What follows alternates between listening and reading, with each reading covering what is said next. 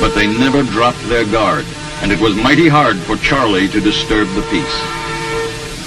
In January 1967, Operation Cedar Falls swept the Iron Triangle area northwest of Saigon, a long-time enemy hideout. The 11th Armored Cavalry acted as a pushing force, beating the bushes for the enemy, driving them into a waiting blocking force composed of main U.S. and Allied forces. It was a tough, dangerous job, much of it in country where a man could not see the front of his vehicle from the driver's seat. Mile by mile, the men of the Black Horse Regiment helped flush the VC out of their tunnels. They found everything and anything which the enemy could use to carry out his mission.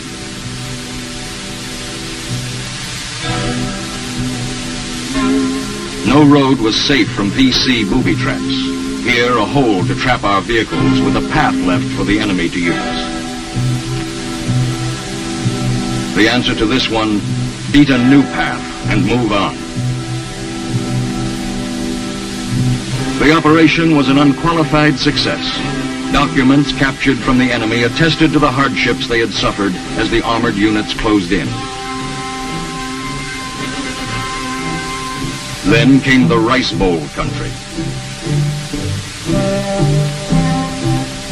In the Vodot region, the men of the Black Horse helped keep the fields and the roads free, so the crop would be safe from seizure by the Viet Cong. Also, the presence of armored units kept the peace and kept the enemy from intimidating the villages.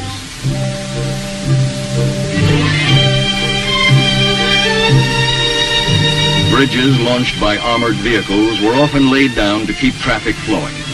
Flash flooding of small streams washed away the crude, locally built bridges, and buses were unable to make their scheduled destinations. The military bridges helped speed them on their way.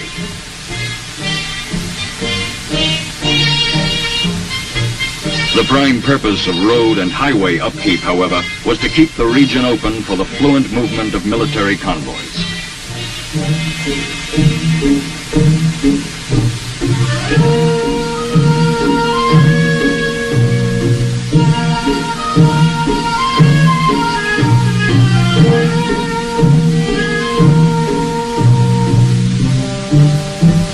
Here in the Vodot region, this scissors bridge was a useful complement to the regiment's armored strength. It could be erected or removed quickly and without any construction work. In addition to aiding military vehicular traffic, these portable bridges opened newer and shorter routes to nearby marketplaces for the villagers and farmers of the area. As the need presented itself, these scissors bridges were moved from one locale to another with ease and speed.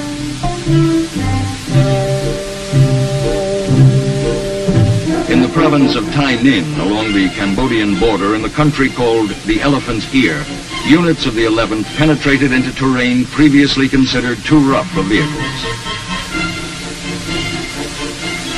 Once again, the men of the 11th Armored Cavalry beat the jungle, pressing forward regardless of terrain.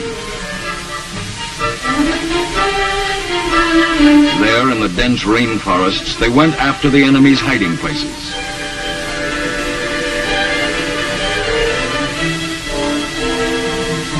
And the enemy was there.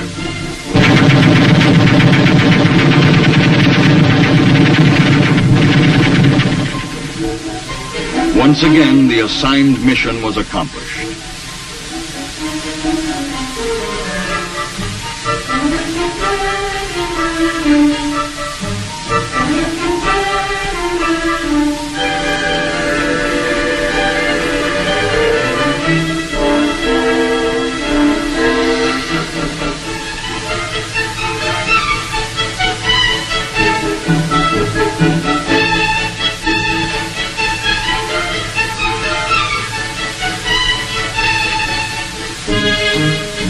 In Operation Junction City, a sweep through Tai Ninh and War Zone C during July 1967, roam plows cleared the jungle along the roadsides. Military convoys and the South Vietnamese people could use the roads in greater safety. From the air, it was now possible to spot any Viet Cong activity near these vital roadways.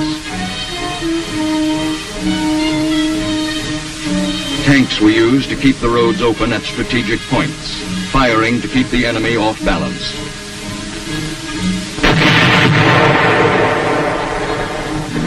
During the operation, command and control were maintained through the airborne units, making it easier for field commanders to visit various units often.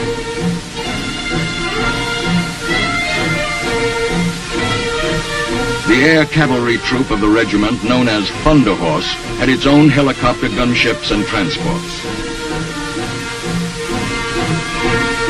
Forward air controllers performed effective liaison between the Air Force and our armored units. By August 1967, Black Horse Base Camp was well established and offered the returning troopers many of the comforts of home.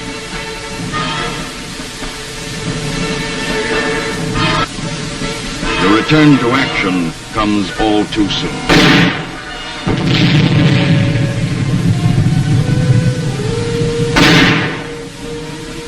With the almost unbelievable complication of trying to fight a war in which both friends and enemies might be found in the same general area, extreme accuracy is a must when firing heavy weapons.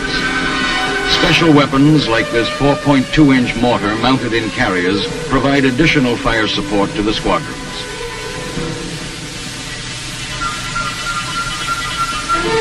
Fire! But it isn't all fighting. Men of the 11th Cav worked closely with soldiers of the South Vietnamese Army to help train local cadre in self-defense. The maintenance and use of field communications equipment was one of the primary training courses.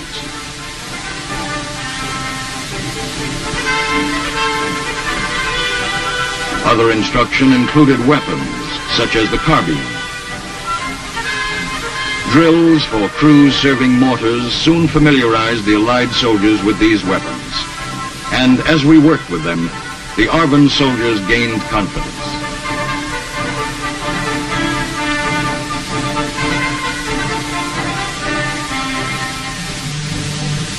It was now late fall of 1967. As the war continued and operations expanded, the safety of convoys became a continuing responsibility.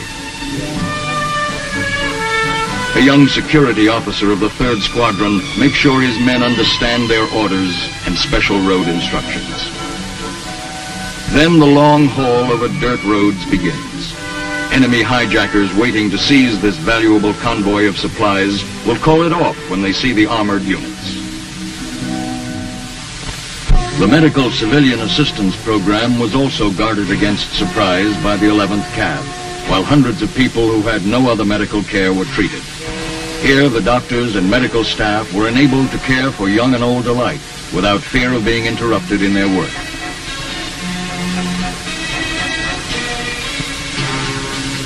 In Operation Santa Fe, the 11th worked with the Australians who learned to use the American equipment. The Aussies handled the American armor like veterans.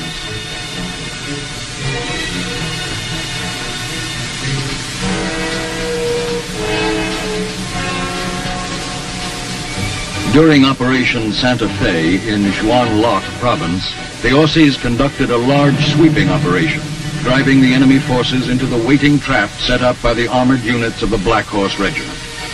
The operation went off with clock-like precision as the Australians pressed the enemy back.